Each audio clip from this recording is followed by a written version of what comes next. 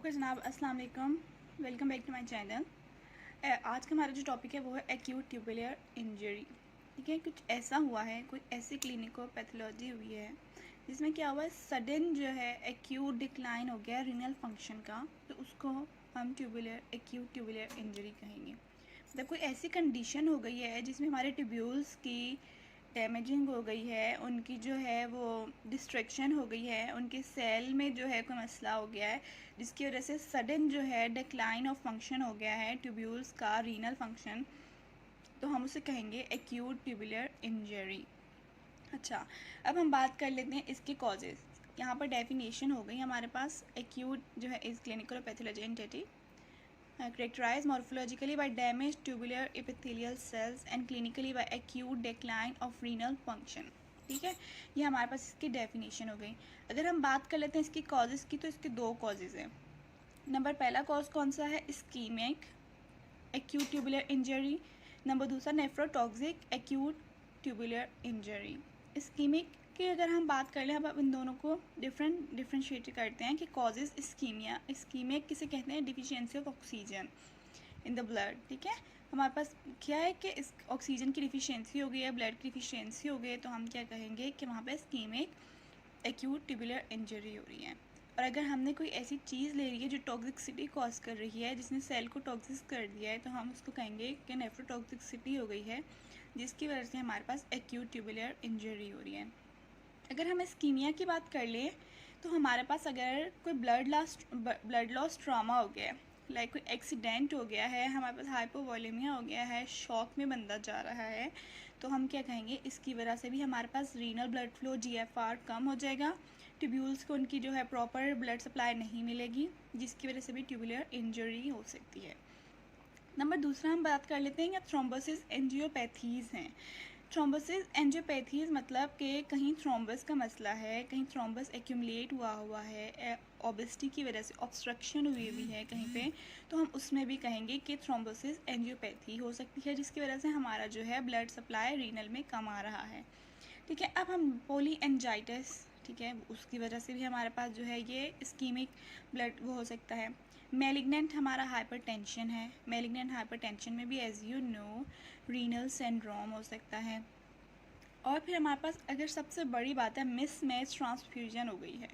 ठीक है, हमने एक ग्रुप वाले को बी ग्रुप का ब्लड लगा दिया है, उसमें भी हमारे पास रीनल इस्कीमिया हो सकता है। ठीक है, ये हमारे पास इसके इस्कीमिया कॉजेज़ हो गए। ठीक है, यहाँ पर ये सारे डिफाइन किए हैं। इंजरी सीवियर ग्लोमेरुलर डिजीज़ है, ठीक है, acute tubular injury called the diffuse renal vascular disease है, एंजियोपैथीज़ हैं। ठीक है, अब हमारे पास पोलिएंजाइटिस है, थ्रोम्बोटिक माइक्रोएंजाइटिस हैं। ठीक है, ये हमारे पास इसके रीज़न हो गए इस्कीमिया के।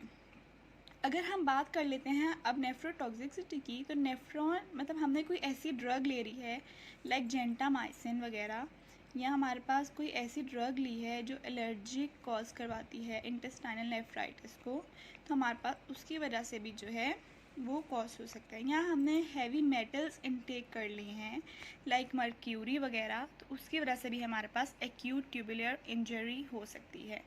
अब अगर हम पैथोजेनेसिस की बात कर लेते हैं, तो पैथोजेनेसिस हमारे पास सबसे ज़्यादा जो है इन्वॉल्व किसको करती है, यहाँ मैं आपको डिस्कस कर देती हूँ। सबसे पहले हमारे पास पीसीटी आ रही होती है, ट्यूब्यूल जो है हमारे पास ग्लोमेरुलस के फ़ौरन बाद क्या है, पीसीटी। अब यहाँ पे पीसीटी में सबसे ज़्यादा जो है वो आयंस की, इलेक्ट्रोलाइट्स की एक्सचेंज हो रही होती है, सोडियम एब्जॉर्ब हो रहा होता है, पोटेशियम एब्जॉर्ब हो रहा होता है, सिक्रीट हो रहे होते हैं हाइड्रोजन आयन। मतलब सबसे ज़्यादा जो हमारे पास इलेक्ट्रोलाइट की एब्जॉर्प्शन, रीएब्जॉर्प्शन है, वो कहाँ हो रही होती है, पीसीटी में। ठीक है, अब हमारे पास पैथोजेनेसिस में क्या हुआ, हमारे पास इस्कीमिया हो गया, ठीक है, ब्लड लॉस कम हुआ, तो हमारे पास जितने भी उसके सेल, यहाँ पर कितने पंप्स हैं, किडनी में हमने सोडियम पोटेशियम पम्प, को ट्रांसपोर्ट पम्प, इतने ज़्यादा पंप्स हैं।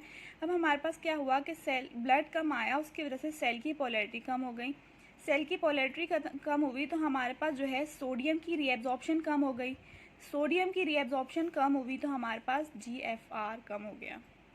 अब हमारे पास GFR ही कम हो गया, तो हमारे पास क्या हुआ, ब्लड नहीं आ रहा, ट्यूब्यूल्स में जो है उनको सही से ब्लड सप्लाई नहीं मिल रही, तो उनके जो सेल्स हैं वो ऑक्सीजन ना मिलने पे इस्कीमिया की वजह से क्या हो रहा है, उनकी डी अटैचमेंट होने लग जाती है एपिथेलियल सेल्स की ठीक है, आउटफ्लो और डिस्ट्रप्शन होना शुरू हो जाती है, ठीक है। डी अटैचमेंट होगी तो वो ट्यूबुलर्स के अंदर आगे गिरना शुरू हो जाएंगे। इंस्टेड अब क्या होगा, इंटरस्टिशियल का और प्रेशर बढ़ जाएगा, ठीक है हमारे पास जो है, और कोलैप्स प्रेशर हो जाएगा। ये हमारे पास इसकी पैथोजेनेसिस है। अगर रेनियन एंजियोटेंसिन की बात है, अब हमारे पास GFR कम आ रहा है, हमारे पास जो है वो सोडियम की सबसे पहले तो क्या है, सोडियम की रीएब्जॉर्प्शन PCT से हो ही नहीं पा रही है, और सारा सोडियम कहाँ पहुँच गया है, कलेक्टिंग ट्यूब्यूल में। अब यहाँ पर जो है इसको लगा के, कलेक्टिंग ट्यूब्यूल को लगा के, मतलब हमारी बॉडी में सोडियम ही इतना ज़्यादा वो आ रहा है, पीछे PCT सही काम कर रहा है लेकिन हमारी बॉडी ही इतना सोडियम ले रही है, जिसको कंपनसेट करने के लिए ये रेनियन एंजियोटेंसिन या वो थ्रोम्बोक्सिन जो है, ये सिस्टम इसको जो है वो एक्टिवेट कर देता है, ठीक है। अब हमारे पास जब इसको एक्टिवेट करेगा तो ये क्या है, ये वेजो कॉन्स्ट्रिक्शन करवा देंगे कि ब्लड सप्लाई हमारे पास जो है वो हो जाए। जब पहले से ही हमारे पास जो GFR है वो हमारे पास कम आ रहा है, ठीक है, अब ये वेजो कॉन्स्ट्रिक्शन करवा देगा, मतलब और ब्लड की कमी करवा देगा, और हमारे पास GFR डिक्रीज। ये अपनी तरफ से तो बेचारा हमारी अच्छाई करने की कोशिश कर रहा था, लेकिन बेचारा अनजाने में हमारे पास जो है हमारी जो है वो हमारी जो है मज़ीद ख़राबी कर देता है, ठीक है। अब हमारे पास क्या हुआ कि एज़ यू नो कि जब एंडोथेलियल सेल्स जो है वो डैमेज होते हैं तो हमारे पास एक हार्मोन रिलीज़ होता है एंडोथेलिन, ठीक है। एंडोथेलिन क्या करता है कि जो प्रोस्टाग्लैंडिन है या नाइट्रिक ऑक्साइड है, जो कि वेजोडाइलेटर्स हैं, उनको जो है कमी करवाता है और जो है वेजो कॉन्स्ट्रिक्शन को बढ़ाता है। अब हमारे पास क्या हुआ, वो हमारे एंडोथेलियल सेल्स डैमेज हो रहे हैं, जिसकी वजह से हमारे पास एंडोथेलियन रिलीज़ हुआ। उसने क्या किया, प्रोस्टाग्लैंडिन और नाइट्रिक ऑक्साइड की जो है वो करवा दी, डिक्रीज़ करवा दी, और हमारे पास जो है एंडोथेलियल और वेजो कॉन्स्ट्रिक्शन हो गई और एंडोथेलियल इंजरी हो गई। ये हमारे पास पैथोजेनेसिस थी। अगर हम यहाँ बात कर लेते हैं तो देखिए स्कीमिक जो है वो डायरेक्ट ग्लोमेरुलर इफेक्ट को कर रहा है, GFR डिक्रीज़ होगी, ओलिगोयूरिया वगैरह हो जाएगा।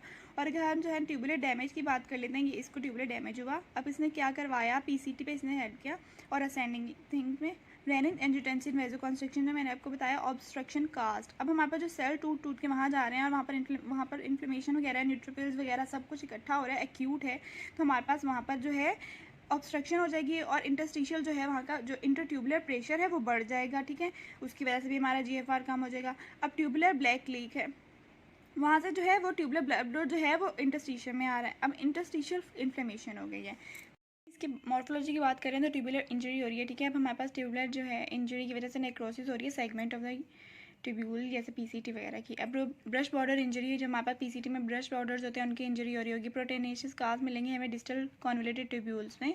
अच्छा, वहाँ पर एक हम लफ्ज़ यूज़ करते हैं टॉल हाउस फॉल प्रोटीन। यहाँ पर क्या होता है कि HB हेमोग्लोबिन और अदर प्रोटीन्स जो होते हैं वो नॉर्मली हमारे पास आ रहे होते हैं, लेकिन क्या हो रहा है कि यहाँ पर क्रश इंजरी हो रही है, क्रश इंजरी की वजह से मायोग्लोबिन भी हमारे पास इसमें आ रहा है, जो अब फिर जिसकी वजह से तो उसको हम क्या कह देते हैं, टॉल हाउस फॉल प्रोटीन, ठीक है। और अब हमारे पास जो है प्रोटेनेशियस एडिमा, इंटरस्टिशियल एडिमा कॉज हो जाएगा, जिस वो ज़्यादातर जर्नलाइज एडिमा होता है। ये हमारी मॉर्फोलॉजी हो गई। अब क्लिनिकल फीचर्स की बात कर लें तो ज़ाहिर है GFR कम आ रहा है तो हमारे पास ओलिगोयूरिया हो रहा होगा, ठीक है। इलेक्ट्रोलाइट एबनॉर्मलिटीज़ की हो रही है, सारे पंप्स जो हैं वो ख़राब हो रहे हैं। क्यों ख़राब हो रहे हैं कि हमारे पास इस्कीमिया हो रहा है, नेफ्रोटॉक्सिसिटी हो रही है।